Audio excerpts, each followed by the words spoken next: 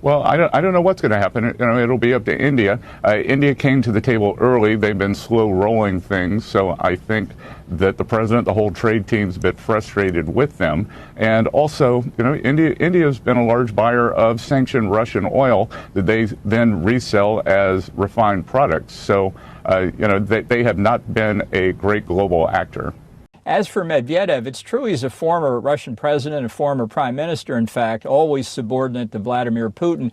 Right now, the position he holds is equivalent to Deputy National Security Advisor in the United States. And it's just really very ill-advised to have the president responding to somebody like that, whatever they're tweeting on whatever subject. Even if somebody should respond to him, it shouldn't be the president. But more fundamentally, what Trump may not be understanding here, in which the Kremlin could be misreading, is how the ballistic missile nuclear submarines that we have operate and how they function and serve basically as our second strike capability in the event of a nuclear war.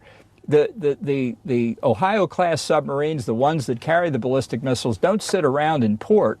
They're out in a complex, obviously highly classified schedule on what are called extended deterrence patrols. That is to say, a sufficient number of them are in position right now. This is my video update on this Sunday afternoon, August the 3rd, coming to you from Limassol, Cyprus. Let's talk about some news, and let's be very careful as we cross the street, because it's tough to see the cars coming from that side.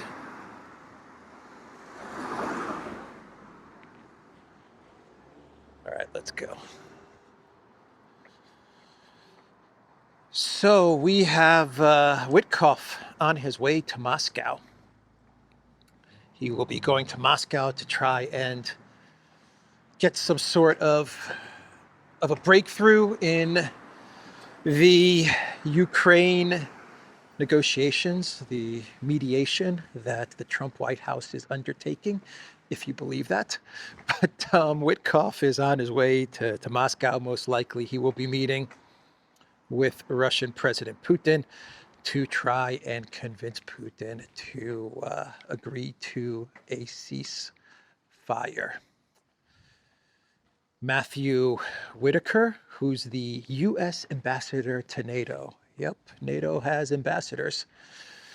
Whitaker, he said that Witkoff and the Trump administration is hoping for a breakthrough in Moscow. And he also said that the Trump plan for NATO to purchase weapons from the United States and then give those weapons to Ukraine will hopefully push Russia into agreeing to the Kellogg ceasefire freeze plan. It's not. It's not. But they believe that the NATO purchasing weapons from the United States is a good plan. That's a good plan, and that is going to be what scares Putin into agreeing to a ceasefire. NATO purchasing weapons from the United States and giving those weapons to Ukraine. The master negotiating plan from the Trump White House. Anyway, Witkoff was in the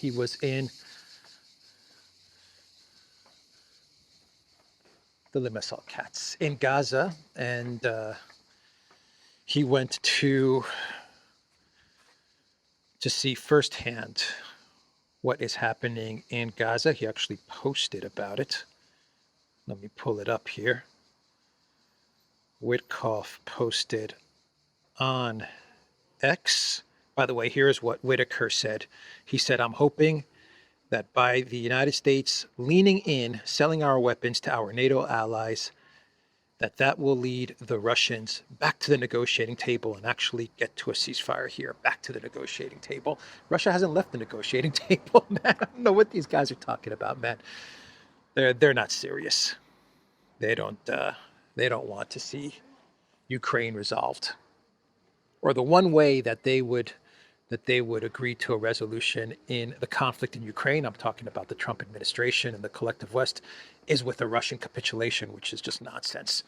But outside of that, they're not serious about a peace deal in Ukraine to get Russia back to the negotiating table. When did Russia leave the negotiating table? Anyway, Witkoff in Gaza, he posted on X. At POTUS's direction, U.S. Ambassador Israel and I met yesterday with Israeli officials to discuss the humanitarian situation in Gaza.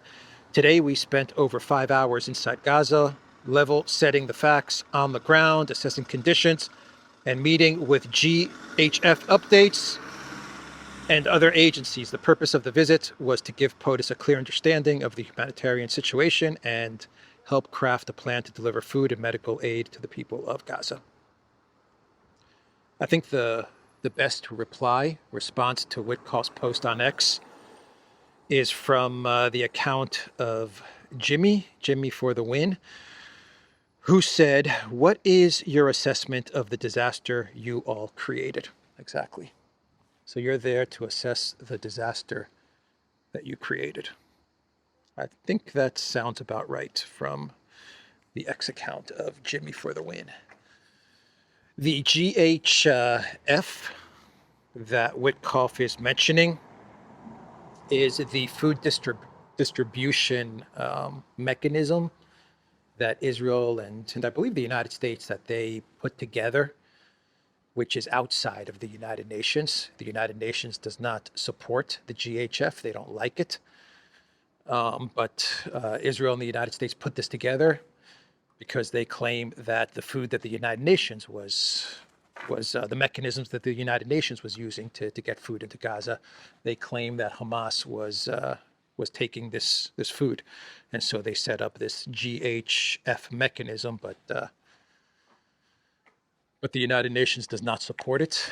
They don't like this mechanism, and actually, there was a study from the U.S. which contradicted the U.S. State Department,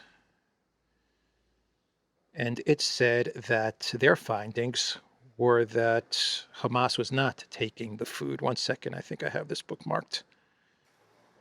Here it is. U.S. government review found no evidence of widespread Hamas theft of Gaza aid, and this contradicted the U.S. State Department as they were setting up this GHF, the claim that Hamas was stealing the food, and then a U.S. agency or a couple of U.S. aid agencies, they performed a study, and they conducted a study, and they found no evidence of the State Department claim or the Israeli claim. So anyway, that's Witkoff. And I think now we can, from Witkoff, we can actually go to Australia, actually, to Sydney, because there was a huge, massive protest in Sydney. Incredible scenes right now in Sydney as hundreds of thousands of people brave the terrible weather to call for an end to the genocide in Gaza. They've shut down the Sydney Harbour Bridge. Yeah, when you look at the videos from Sydney and from the bridge, this was a huge, huge protest. And what makes this protest pretty incredible, two things, is the weather did not look good. So it's pretty amazing when you see that many people coming out for a protest when the weather is not so good, a lot of rain coming down. And the other thing that made this protest pretty incredible was that Assange was leading the protest. He was in the front row, protesting. So Julian Assange is back. So that was good to see Assange back.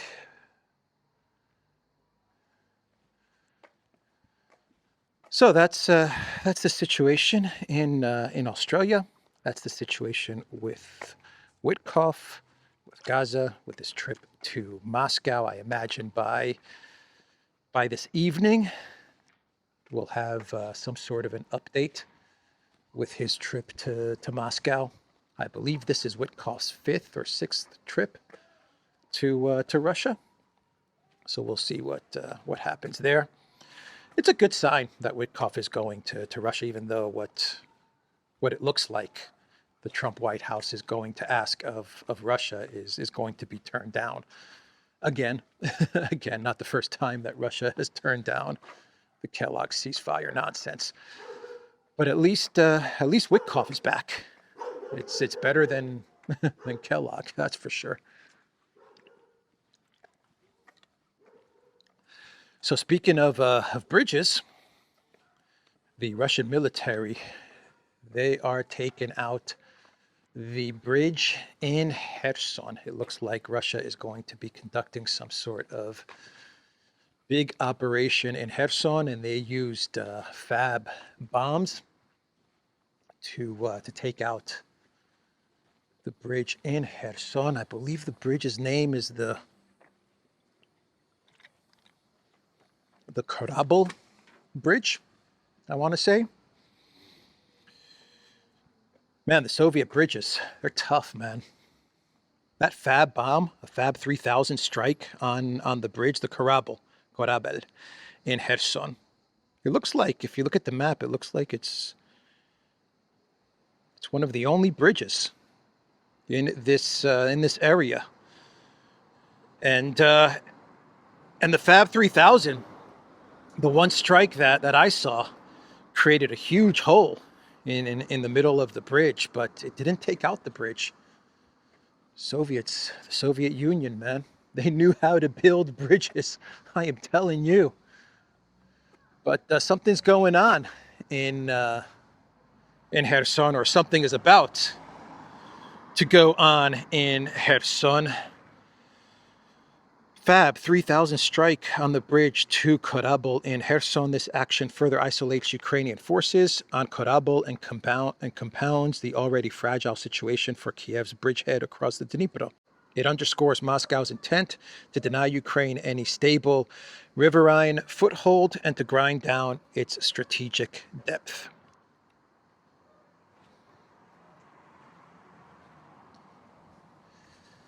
So, Herson, the Herson front.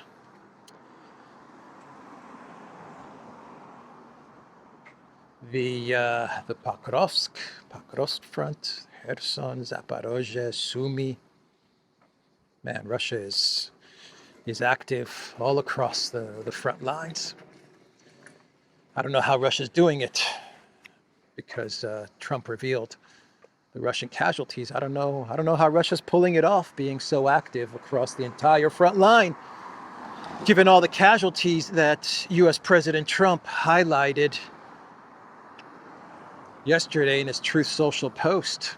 But anyway, Budanov, he gave an interview, the AI android robot known as Budanov. And Budanov said that NATO is cooked. That is what he said. He said NATO is going to freaking collapse if we continue on this trajectory.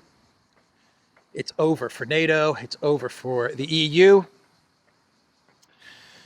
This is Budanov, man. There's a chance the EU and NATO might fall apart.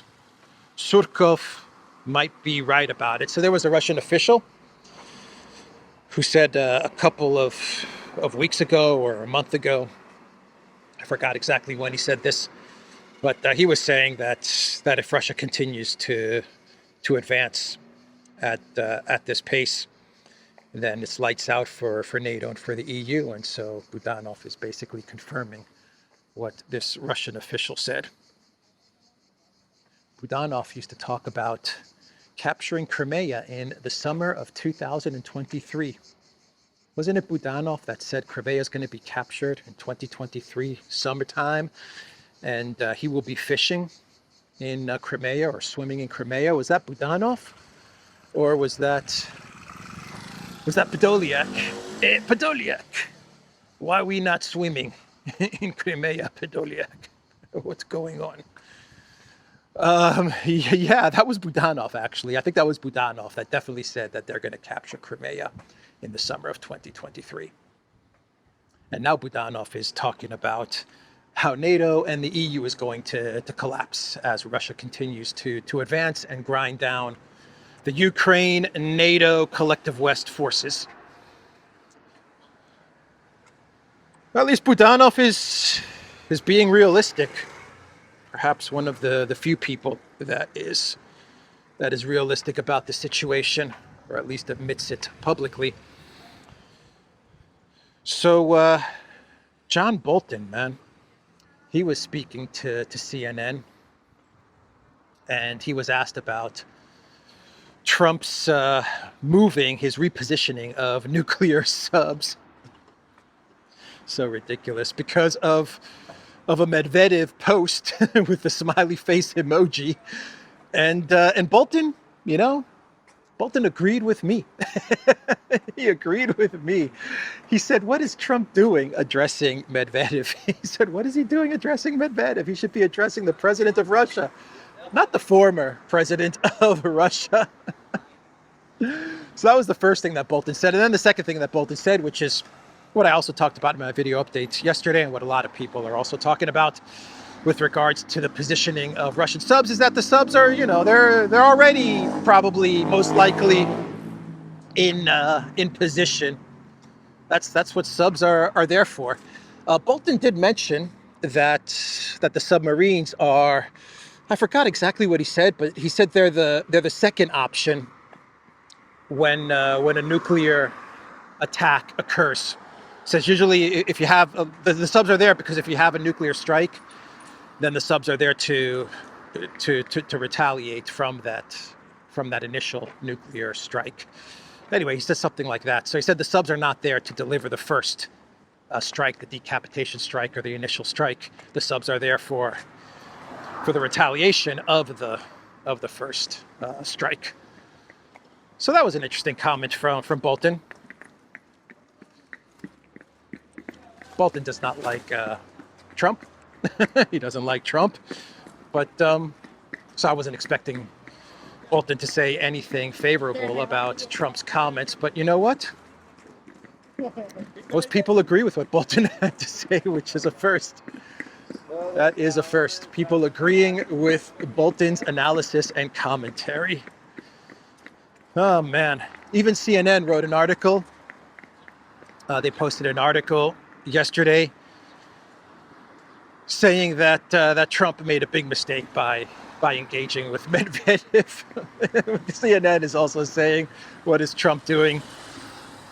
Getting trolled by Medvedev. Very embarrassing.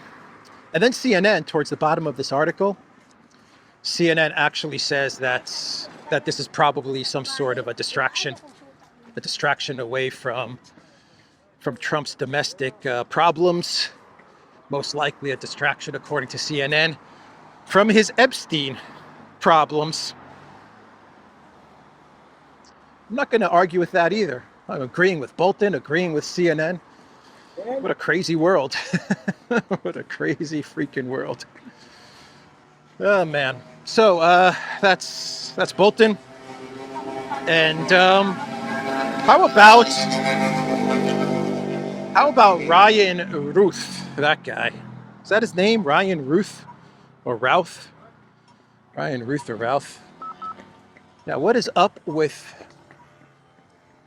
the guy that tried to the second guy that tried to take out Trump on the golf course, right?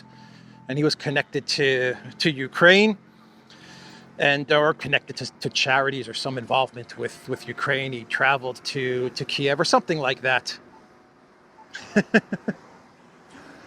Anyway, nice people. Let me cross.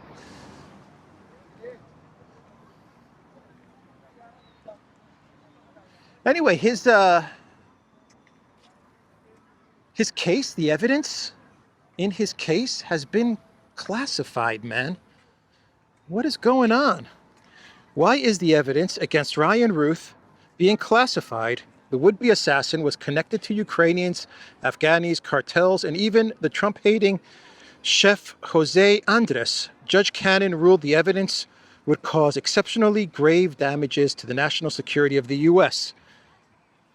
It's going to cause damages to the national security of the U.S. means that his connection to some sort of U.S. Ally or some sort of government that the U.S. is invested in will cause damage to that relationship, right? So they don't want to show the evidence against the person that tried to take out Trump because most likely, my guess is that there is some sort of connection to Ukraine, and they're afraid that if the American people take a look at the evidence and see that this guy, this is just a guess, by the way, I'm just guessing right now, but if they see that this guy was somehow connected to Ukraine or Ukraine Intel or Zelensky or something like that, I don't know, I'm just guessing, then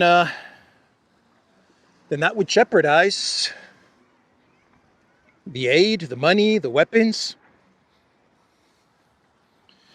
Interesting development. Once again, I'm not saying that this is the reason that the evidence has been classified, but classified because it could damage U.S. national security. It has to be some sort of connection to a government, Ryan Routh, to a U.S. ally. Anyway, that was an interesting development from the other day. There was a small earthquake in New York, actually, like a magnitude 3 earthquake in New York, New Jersey. Anyone watching from New York, New Jersey? Did you guys feel the jolt from this earthquake? The earthquake in Russia's Far East, in Kamchatka, it's triggered a huge volcano eruption. Have you seen the images from the volcano eruption? Amazing, man. Terrifying. Powerful. Incredible images from this volcano erupting. I think I read somewhere that it's been hundreds of years, 600 years or something like that, since the last time this volcano erupted. And now it's just going off, man. Amazing images from Russia, from Kamchatka. From what I understand, all triggered by the huge 8.8 or 8.7 magnitude earthquake. So, man, I want to talk about this story, but I'm going to hold off a little bit. But this is developing to be an interesting story right now. I'll say it's just a rumor. But it's about Russia and Russian special forces capturing British officials, British NATO officials. And I'm not going to say any more about this because I just need more time. But a lot more analysts are starting to talk about this. So this story is gaining traction, but I have not seen any official statements or anything like that from anybody about this rumored Russian special forces operation, which allegedly captured military officials. And I think I'll just leave it there. Once again, just a rumor. Just a rumor. Could be completely false, could be fake news. But a lot of people are talking about it, so I thought I would mention it. And there are some good analysis on this story. There are some good analysts who are following the developments of this this story. So, should we do a clown world? The Senate is leaving the Russia sanctions power fully in Trump's hand, according to The Hill. This is not a clown world, but The Hill is saying that the Senate is now out for the remainder of the summer, and they have not passed the Graham-Blumenthal 500% sanctions bill. They have not put it up for a vote. But what they are doing is they're going to leave it to Trump's 100% sanctions policy against Russia and countries trading with Russia. So they're leaving it to Trump. They were not able to pass, or they didn't have time to pass the 500% tariffs. But they're leaving the 100% tariffs to Trump. And Graham actually said that Trump has adopted the theory of the case, going after countries that purchase Russian oil and don't help Ukraine. So Graham's statement, and Blumenthal said the same thing. Basically, the statement from Blumenthal and Graham was that you know what? It doesn't matter if we did not pass the 500% bone-crushing sanctions on Russia. Trump has followed up on our suggestions, on our pressure. He folded to our pressure, and he has the 100% tariff policy that he is now going to implement in what? 5 days? August 8th, right? August 8th, and today is the 3rd. So if we do some Annalena math, 8 minus 3, carry the 360 divided by 360 degrees is in 5 days, right? 8 minus 3 is 5. That's the deadline. Anyway, Clown World.